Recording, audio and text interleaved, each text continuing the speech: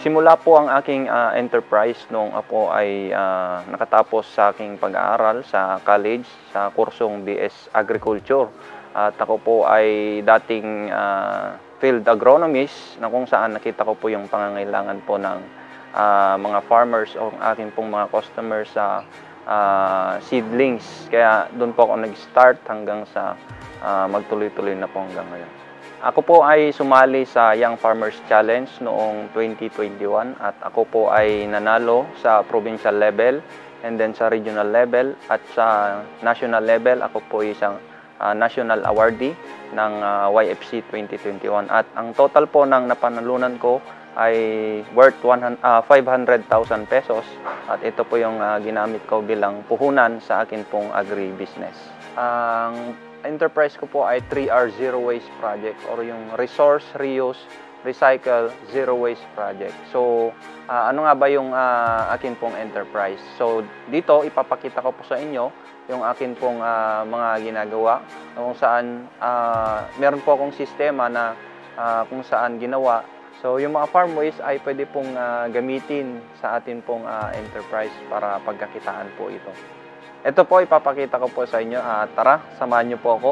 So, ito po, ipapakita ko po yung akin pong mushroom production na kung saan yung amin pong ginamit po dito is farm waste. Galing po sa bukid, yung mga dayami at mga kusot.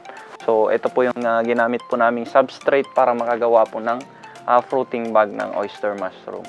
And then ito po ay nabebenta po namin siya ng 30 pesos yung maliliit, tapos yung malalaki po is 45 pesos po siya. And then ito po kapag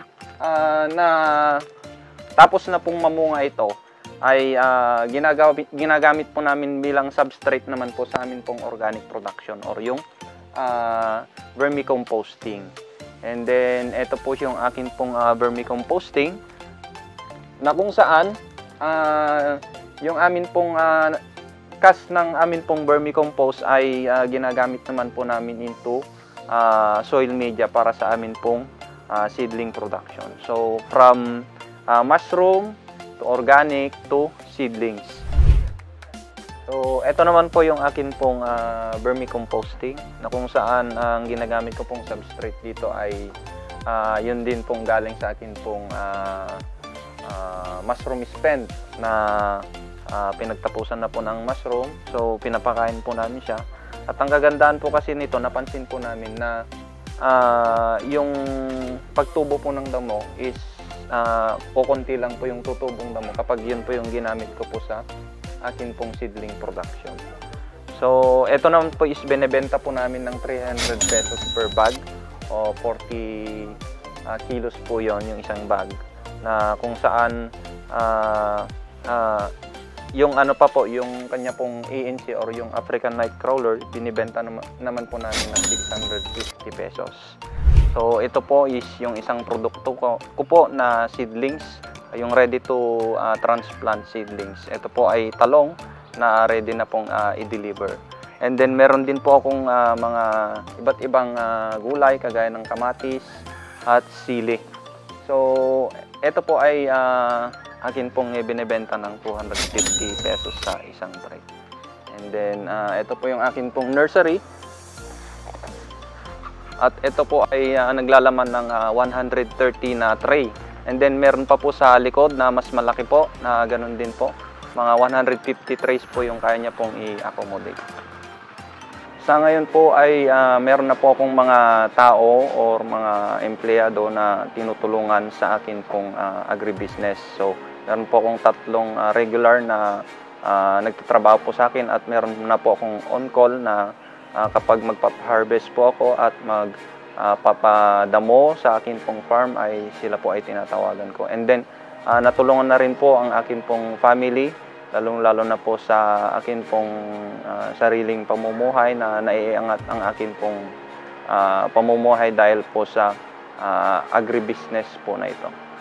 Sa ngayon po ay nakapagpatayo na rin po ako ng sarili ko pong bahay at nakabili ng sariling lupa na 2,000 square meter at nakapagsanla na rin po ng tinatamnan ko ng gulay na 8,000 square meter. So, yun po yung akin pong naipundar sa akin pong agribusiness.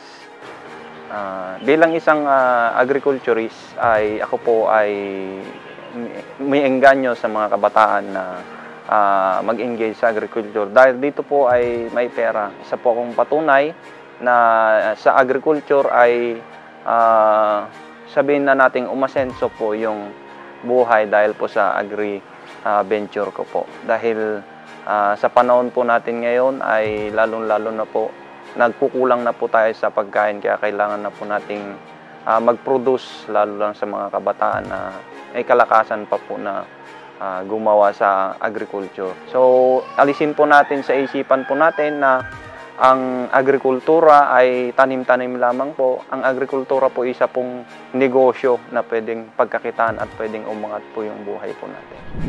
Sa ngayon po ay plano po ng akin pong enterprise ay palaguin pa ito hanggang sa ma-enroll ko po ito ng learning site at maging farm school or farm agrotourism para po mas lalo pa pong maraming matuto sa amin pong lugar ng pag-agrikultura, kung paano magtanim, paano gawin ang agri-enterprise or agribusiness. So, yun po yung plano ko po sa akin pong farm na kung saan palakin pa po ito, paramihin at palawakin po ang akin pong i-cultivate sa farm. Isang napakalaking tulong po ng YFC sa akin po dahil dito po mas nakilala po ang akin pong agri-enterprise. Mas nabigyan pa po ako ng napakalaking puhunan na kung saan nag-start po ako bilang pinag-startan ko po sa akin pong agribusiness na kung saan naiahon po yung akin pong pamumuhay dahil po sa YFC. At ako po ay nagpapasalamat sa Department of Agriculture na kung saan sila po yung nag-i-implement ng mga ganitong programa at gayon sa ating pong sponsor na walang iba kundi ang ating pong mahal na Senador Amy Marcos. Ako po ay lubusang nagpapasalamat sa inyo pong napakagandang mga programa sa inyo pong pagsiservisyo po sa amin po, lalong-lalo na po sa mga kabataan na kung saan mas lalo pang mahalin ang agrikultura sa mga ganito pong mga programa.